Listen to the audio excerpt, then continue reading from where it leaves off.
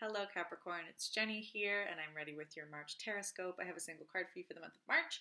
The first 2/3 of the month is Pisces season, and then we will have the equinox, and that will commence Aries season. So the card that I have for you, Capricorn, is 3, 4, 5, 6, 7, 8. The Eight of Cups. So this is the way that he looks. There's this man, he's got his little adventure bag on and a staff, and he's walking along and he's just passing by. There's this kind of farmland or like a little bit of a homestead there, and he's walking on his path. There's also these kind of like big flies or something in the picture here, a little moon up there, and there's all of his cups. Okay, so we're going to see what the Eight of Cups has for you this month, Capricorn. Okay, here we go. Eight of Cups. On the journey to your personal destiny. Dreams and visions that cannot be easily grasped are nevertheless an important part of our inner world. They help our consciousness to expand and our power of discernment to grow. Begin your search now. Like the cups, the moon in the upper left corner stands for spiritual needs. The card encourages you to start your journey and to keep moving, but it warns you not to become too restless, because then you might hurry past your goal, represented by the village in the background, without noticing it. The flies depicted on the card thus have a central meaning. They symbolize the autonomic nervous system and therefore the tension alternating with relaxation that regulates our biorhythms. Replace nervousness or sluggishness with purposeful action. Go where your heart wants you to go. It is your task to become aware of your inner flow. This is the best remedy against addiction as well as loneliness. It is said that everything flows, but sometimes the inner life has dried up or overflowed and submerged all. Think of your life as a journey. Be like the journeymen of old, who used to travel in order to become masters of their craft. Where do you come from? Where are you headed? Don't force your feelings and inclinations to fit into a preconceived logic. You will find your own destiny in the balance of your own feelings and thoughts. You will discover it at the place where the experience of the flow is the strongest. This is not only a wonderful spiritual experience, it is also a very practical way of dealing with everyday life. The lazy ones are the clever ones. The person who succeeds in going with the flow exerts relatively little energy and yet achieves the most. Practical advice. Feel and trust your inner flow. Be aware of your own personal rhythm and make it an integral part of daily life. Feast and fast. There is a time for everything. Okay, Capricorn, so this card is, I always say this, it's a great card for you, but it really is.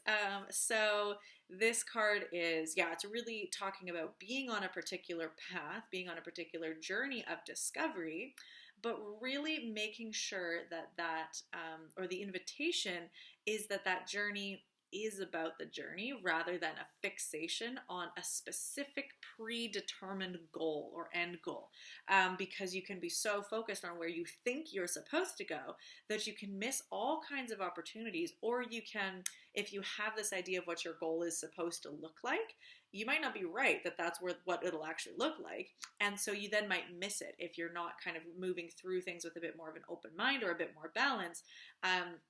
You could miss that you actually have reached your goal, and just be sort of caught up in the pace of like having to get there. And so Capricorn, for you, often the archetype of Capricorn is really being goal oriented and really, really embracing the work and the discipline of getting things done. But that really does require a knowing what your goal is. And what can really help is having flexibility on what that goal looks like, or what the process is to get there. So we can often think that the best, most efficient way to get to our goal is to know exactly what it is and to plan out the steps and then take that exact step in order to get there. And when it comes to, this idea that the fastest way between 2 points is a straight line, so you just build the straight line and get there. But that's maybe mathematically true, but the way life goes, and we're following this image of somebody journeying through the landscape, is the world and the landscape does not operate on straight lines. There's hills and valleys, and it might be significantly more work to go in a straight line over the mountain than to just find a valley and follow it. Or if there's rivers that are cutting through, or you're following a river, they take bends and turns and twists and go everywhere. They're not going in a straight line.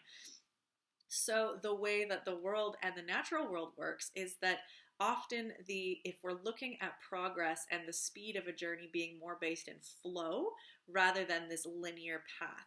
So this idea of where is the flow the easiest? Where actually is they're less effort because there's a natural guidance or an inclination to go this particular landscape, to go this particular path.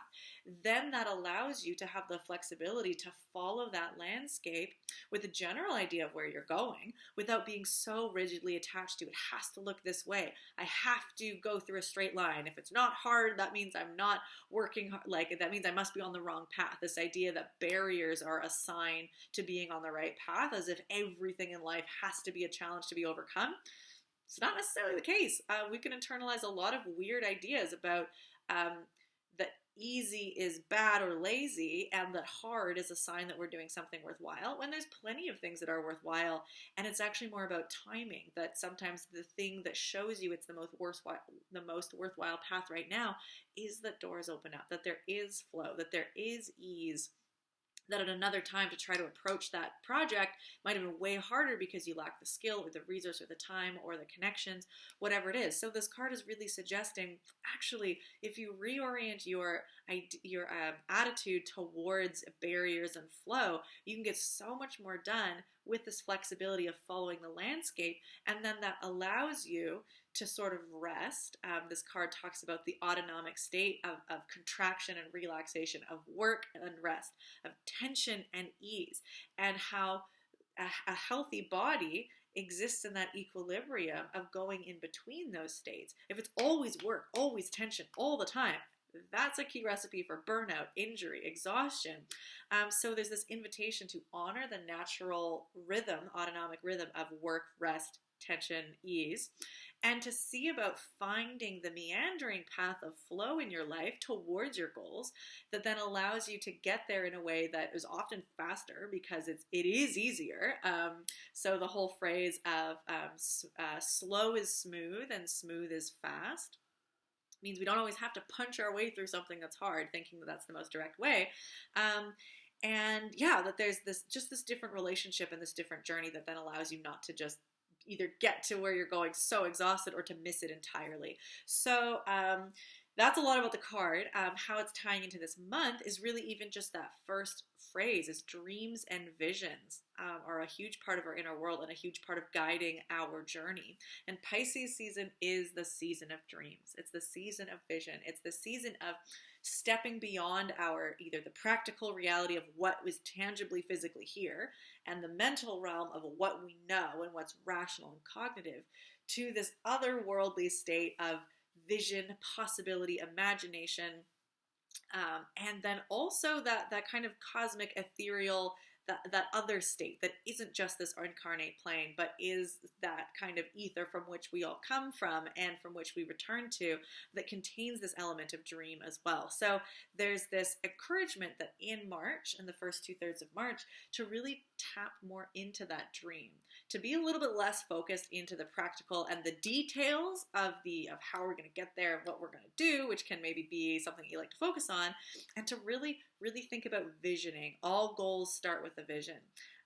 And the vision is always beyond what's possible, and then we start to bring it in and manifest it through the work that we do. So you don't want to jump straight to what's possible because that's a small goal, it's a small vision. Our biggest adventures, our biggest goals always start with something that seems crazy and seems impossible and starts as a dream. So we're encouraged to really focus in on the vision and the dream of what you want to be possible, what you could even hope at your wildest dreams could be possible.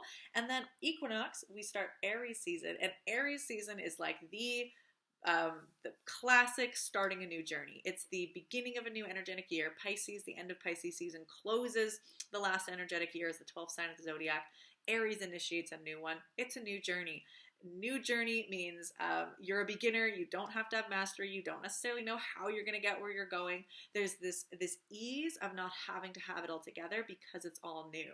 And you might sort of, whether you're comfortable with that beginner's mindset or not, whether you like to get to rush through the beginning stage to get to feeling more masterful, it is encouraging you also to just relax, that this is part of the journey, is this initiation beginning stage. And that is, yeah, there's a lot of energy that comes with Aries season. It's this bright kind of spark of new life. And that's a really awesome thing to kind of energize you as you start out this particular cycle and this new energetic year. So Capricorn, that's what is up for you this March. If you want any additional assistance, specifically with knowing some of the astrological transits that are going to be happening in March, the Pisces sorry, I'm just choking on my own spit here. The Pisces season Pay What You Can forecast is up and available on the YouTube channel this month, because Pisces season commenced in February.